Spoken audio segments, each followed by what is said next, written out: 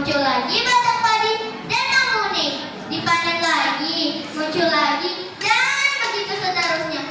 Bahkan usahanya bekerja siang dan sore, hampir semua lubuk padi yang besar-besar sudah hampir penuh. Namun kesibukan itu dapat membuatnya lupa untuk mengerjakan hal lain. Ia terkadang lupa mandi sehingga kakinya dapat dikeruk dengan sendok. Dan ia juga lupa bersilaturahmi dan mengurus ketujuh anaknya.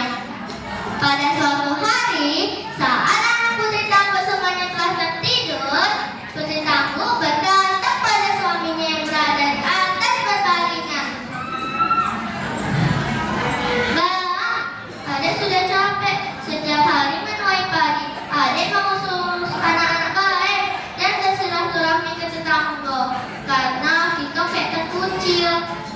Putri Tangguh, "Lalu, apa rencanamu, Dek?" tanya suaminya dengan pelan. "Gini, Bang, besok Adek ingin memenuhi ketujuh lubuk padi kita yang besar-besar itu untuk persediaan kita beberapa bulan ke depan." "Edo macam tuh, besok kita ajak anak-anak kita untuk ke sawah untuk menuai padi." Balik kamu pulang. "Ya, Bang." Beberapa saat kemudian, Putri Tangguh dan suaminya pun tertidur lelap. Saat malam semakin larut, tiba-tiba hujan turun dengan deras. Hujan itu baru berhenti saat hari mulai pagi. Akibatnya, jalan kampung maupun jalan yang menuju ke sawah menjadi licin. Usai sarapan, Putri Tangguh bersama suami dan ketujuh orang anaknya pergi ke sawah. Saat menuju ke sawah, tiba-tiba Putri Tangguh terjatuh dan terpeleset. Walau sudah ditolong, Putri Tangguh tetap saja marah-marah. "Jalan kurang ajar, dasar kamu jalanan bodoh!" Hati Putri Tangguh. "Baiklah, padi yang aku tuai nanti akan kuberikan ke Siko. Dia tak licik lagi."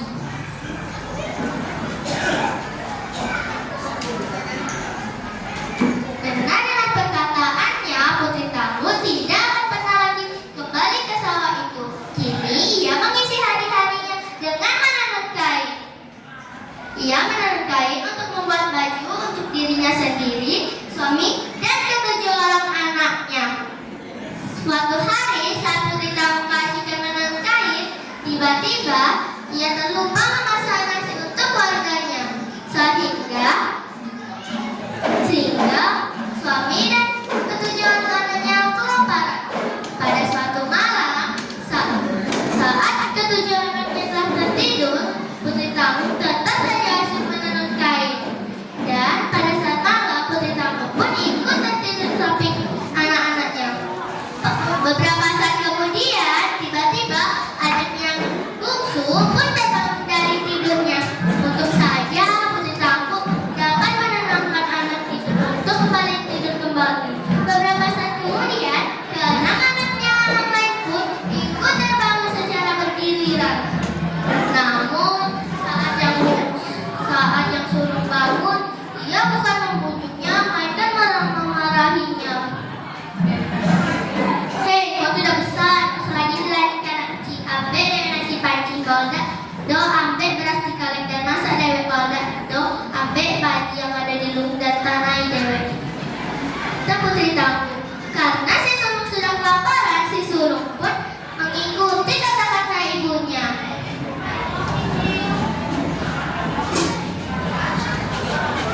"Mak, nasi dan beras dah habis. Tolonglah tuain padi." "Apa? Katakan nasi dan beras dah habis? Singkat, Mak, masih ada nasi pagi sisa kemarin. Pasti ada pencuri yang memasuki rumah kita. Kalau macam tuh, tahan belakannya sampai pagi. Mak malas dan tunggu padi, apalagi malam-malam begini nanti gak tetangga." Beberapa saat kemudian, Putri Tangguh pun tertidur lelap. Saat hari mulai pagi, si bungsu pun tidak tahan untuk makan. Ia merengek-rengek meminta makan kepada ibunya. Dan keenam anaknya yang lain pun ikut merengek-rengek meminta makan. Putri Tangguh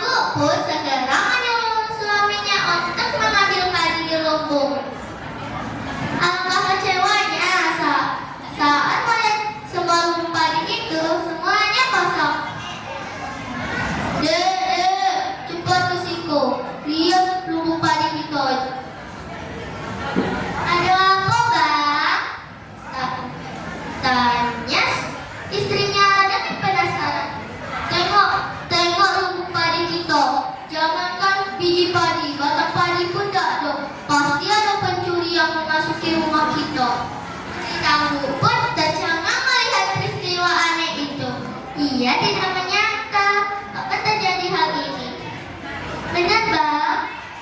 Kemarin aja nasi sama beras kita dicuri oleh pencuri itu. Tambahannya.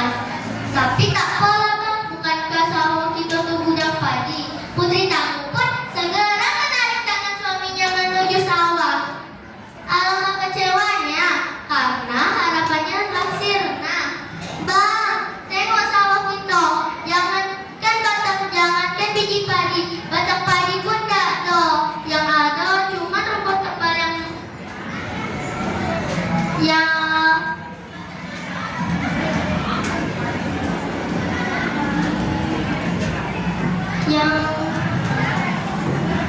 yang terlihat di sawah kita.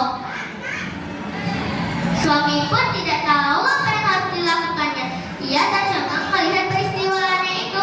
Kakinya sangat berat untuk melangkah. Saat sesampainya di rumah, Putri Tamu pun merenungi atas semua perbuatannya.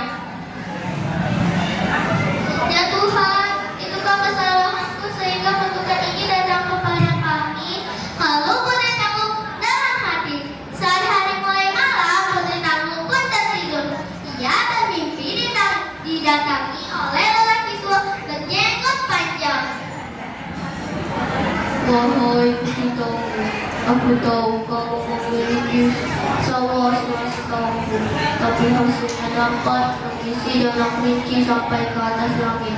Ketahuilah Putri Tamu, di antara padi-padi yang kamu serahkan itu ada setangkai padi hitam. Dia adalah raja kami. Jika kami saja yang memperlakukan seperti itu tidak menjadi masalah. Karena raja kami kau perlakukan seperti itu juga, maka kami semua marah. Kami jangan lagi datang di sawahmu. Tunggu. Saat Putri Tamu pun terbangun, Putri Tamu belum sempat berkata apa-apa. Orang tua itu pun sudah pergi. Putri Tamu pun mengingat semua perkataan orang tua itu.